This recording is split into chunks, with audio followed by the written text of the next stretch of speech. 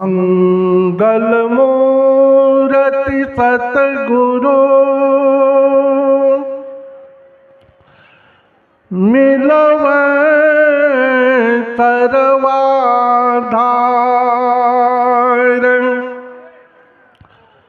मंगलमय मंगल करना बिनवा बारंबार।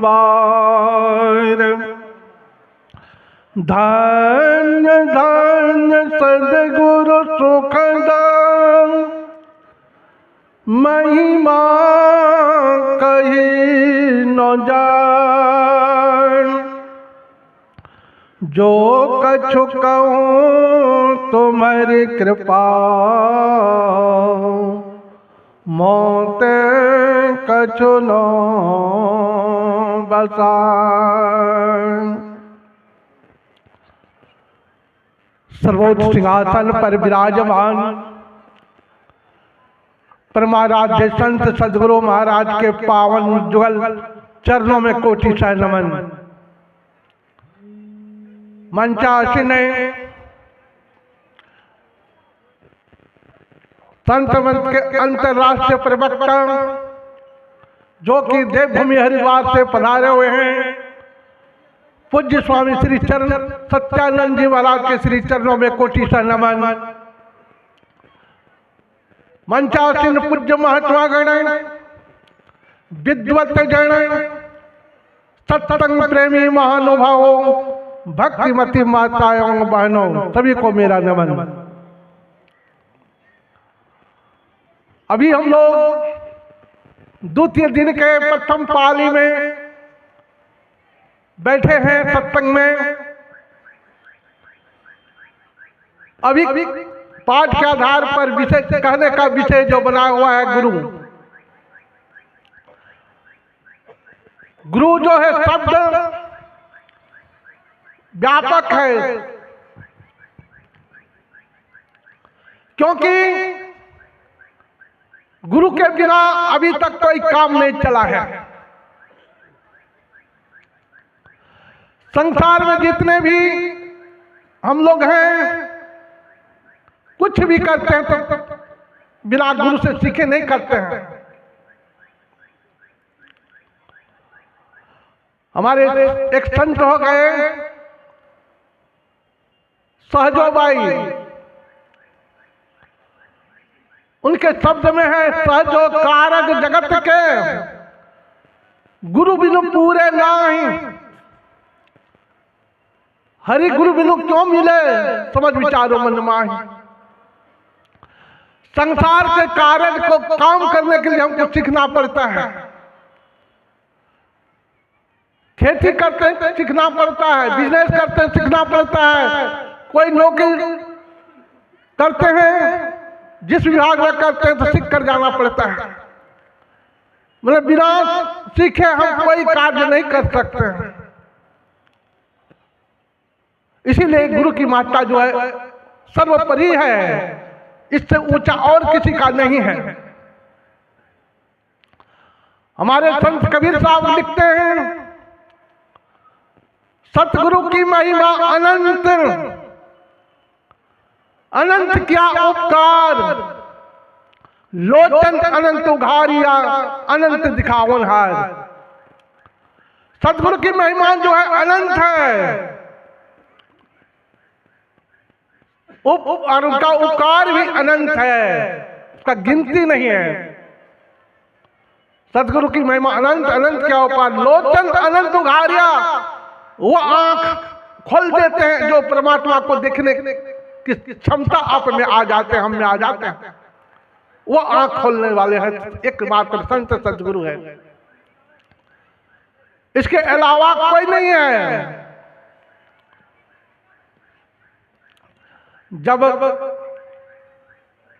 गोस्वामी तुलसीदास जी महाराज रामचरितमानस लिखने लगे, जबकि गोस्वामी तुलसीदास जी राम के उपासक थे, लेकिन रामचरितमानस लिखने लगे तो सबसे पहले क्या लिखते हैं, बंदो गुरुपद कंज कृपा सिंधु नर रूप हरि महामोह तम पुण्य जासु वचन रवि कर निकर। ये नहीं लिखे राम की कृपा, ये नहीं लिखे, लिखते हैं बंदो गुरु पद कंज कृपा नर। गुरु की जो कृपा है समुद्र के समान है, समुद्र से भी बढ़ करा दिया है।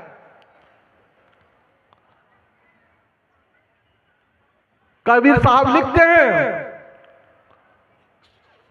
धरती सब कागज कलो लेखन बन रहा है, 60 समुद्र मसी करो गुरु गुण लिखा न जाए।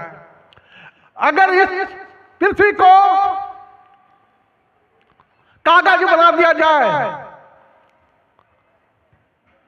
और जितने जंगल झाड़ हैं, गाछ वृक्ष हैं, सभी को काट काट कर छोटा छोटा पेन बना दिया जाए, पेंसिल बना दिया जाए, और 7 समुद्र जो है, और शास्त्र में आता कि समुद्र 7 है, और 7 समुद्र में कितना पानी है,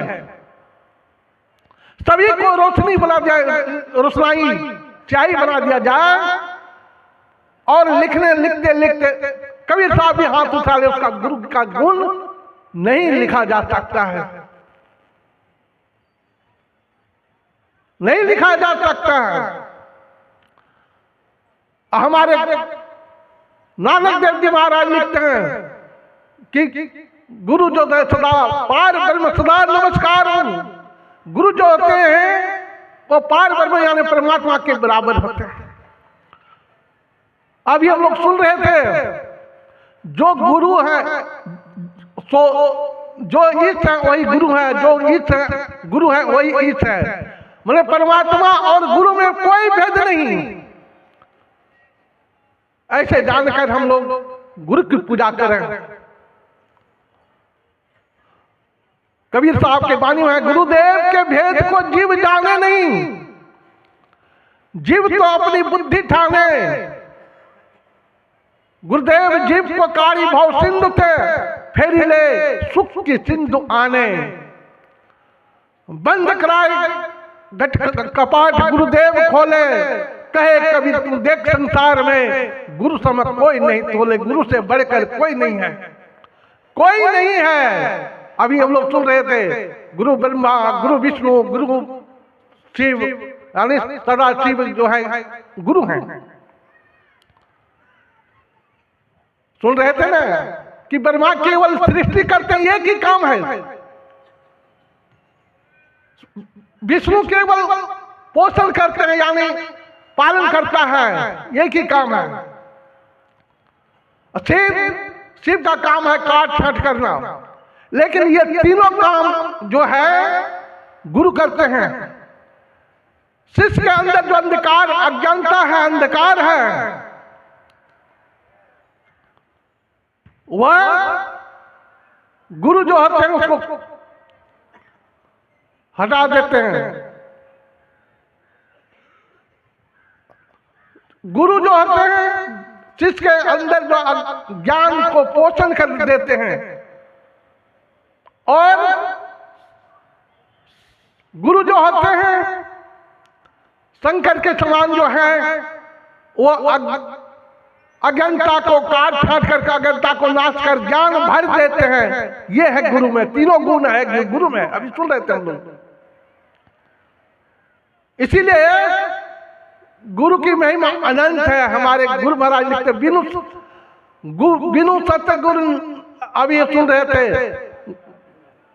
कबीर साहब के वाणी कि बिनु सतगुरु नैर रहत भुलाना, खोजत फिरत राह नहीं जाना। के हर एक सुत ले आयो गड़रिया, पाल पोसनों की न जाना। कि हर एक जंगल से आयो, ताई देख ऋषियाना, पकड़ तो समझायो अपन रूप देख बहुत ऋषियाना। एक कहानी है इसमें। एक गड़ेरी बराबर जाते थे भेड़ बकरी लेकर जंगल में चराने के लिए। तो संयोग तो क्या होता है, एक दिन एक सिंह का बच्चा मिल जाते हैं जंगल में। वो बिल्कुल अभी छोटा था, अभी 2-4-5 दिन का ही था। जो मांसाहारी प्राणी होते हैं जन्म लेते हैं तो आंख उसका बंद रहता है, तो वह जो है भेड़ का सिंह का बच्चा का आंख अभी खुला नहीं होता, कुछ दिन को बाद खुलता है, लेकिन जन्म के बाद कुछ दिन तक बंद रहता है। कुछ ऐसा नमूना है मांसाहारी और शाकाहारी में। और क्या होता है कि मांसाहारी प्राणी के जो है वह जो दौड़ते हैं तो पसीना नहीं होता है, उसके जीभ से पानी निकलता है, लार निकलता है। लेकिन शाकाहारी जो होते हैं, जैसे घोड़ा है, आदमी है, भेड़ बकरी है, अगर कोई भारी काम कर लेंगे तो उसके शरीर से पसीना निकलने लगते हैं। मांसाहारी प्राणी का नाखून जो होता है वो नुकीला होता है, शाकाहारी प्राणी का नाखून चिपटा होता है। देख लीजिए अपना चिपटा नाखून देख लीजिए, गाय बैल का देख लीजिए, बकरी का देख लीजिए चिपटा होता है, घोड़ा का देख लीजिए, सबका चिपटा होता है। मांसाहारी प्राणी का जो दांत नुकीला होता है और शाकाहारी प्राणी का दांत चिपटा होता है। तो इसी तरह जो वो सिंह का बच्चा था, अभी तो कई रोज हुआ था, आंख खुला नहीं था, तो भेड़ बकरी को चराने वाला जो गड़िया था, वह गड़ेरिया उस बच्चा को पकड़ कर ले आया, उठाकर अपने घर पर, अब भेड़ बकरियों के साथ रखा। भेड़ बकरियों के साथ रखने के बाद क्या होता है, उसका आंख जो खुलता है तो अपने को भेड़ बकरियों के साथ पाया वो सिंह के बच्चा ने, तो सोचा कि मैं भी भेड़ बकरी हूं, उसके साथ रहने लगा, खेलने कूदने लगा, कूदने लगा इधर से उधर। तो संजोग से वो गड़ेरी क्या करते हैं, भेड़ बकरी को चराने के लिए ले जाते हैं, फिर तो वो बच्चा भी साथ साथ गया। जंगल में एक सिंह का बच्चा, सिंह जो है उस बच्चा को, सिंह के बच्चा को देखकर सोचा रे ये तो हमारा सौदार्थी का है, और ये भेड़ बकरी जो मेरे खाने का चीज है, इसके साथ खेल कूद रहा है, कूदक रहा है। कहा कि ये नहीं जानता, ये अपने ज्ञान को खो गया है। वही चिघाड़ मारा तो सब भेड़ बकरी भागने लगे, भेड़ बकरी वो भी भागने लगे, दौड़ कर जाकर उस बच्चे को पकड़ लेता है, कहता है रे तुम भेड़ बकरी के साथ, ये तो हमारा खाने का आहार है, ये हमारा आहार है, उसके साथ तुम, चलो तुमको दिखाता हूं।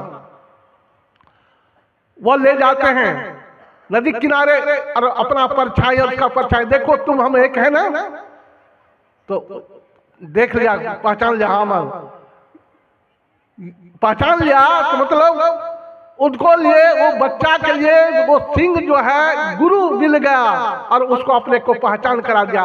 तो हम आप भी अपने को पहचान करना चाहते हैं, जानना चाहते हैं, तो संत सदगुरु की आवश्यकता है, संत सदगुरु की आवश्यकता है। हमारे एक संत हुए गरीबदास जी, उनका कहना है सतगुरु का शरणा लिया ताई न चंपे काल, पर ब्रह्म का ध्यान दायर होते न बंकावाल। सदगुरु जो होते हैं, जो सदगुरु के शरणा में चले जाते हैं, वो काल भी उसको कुछ नहीं बिगाड़ सकता है, उसका बाल बका नहीं कर सकता है, नहीं कर सकता है। एक बार की बात है, अयोध्या में एक महात्मा था, बैरागी महात्मा। वह बैरागी महात्मा गुरु महाराज का नाम सुन रखा था, दर्शन नहीं किया था अभी तक, कि बहुत ऊंचे दर्जे के संत है भागलपुर में।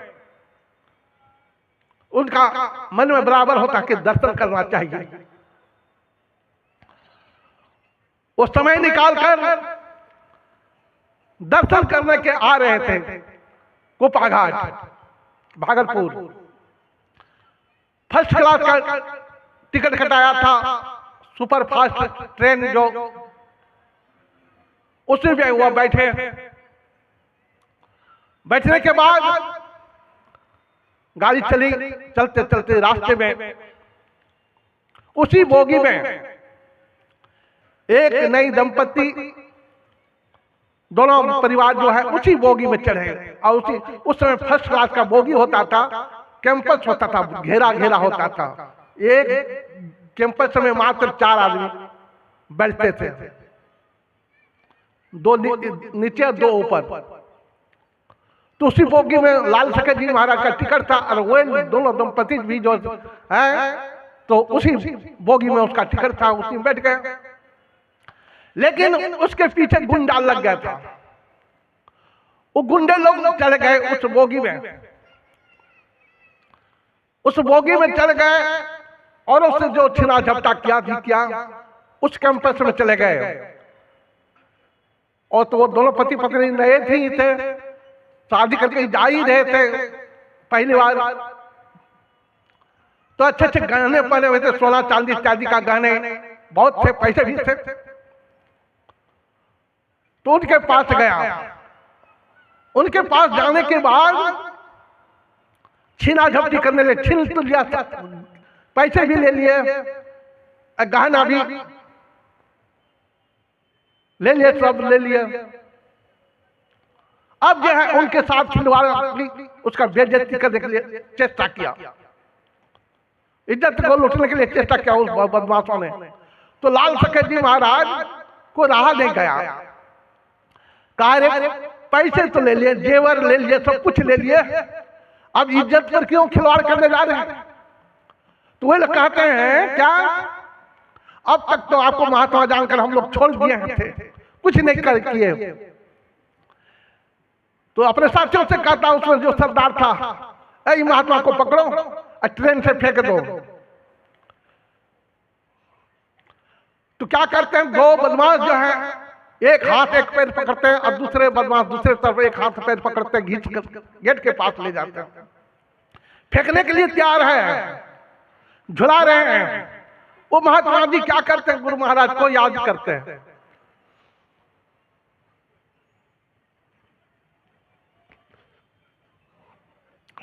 और मन ही मन कह रहे हैं, गुरु महाराज से प्रार्थना कर रहे हैं कि संत का दर्शन का फल यही, जैसे गुरु महाराज को याद किए,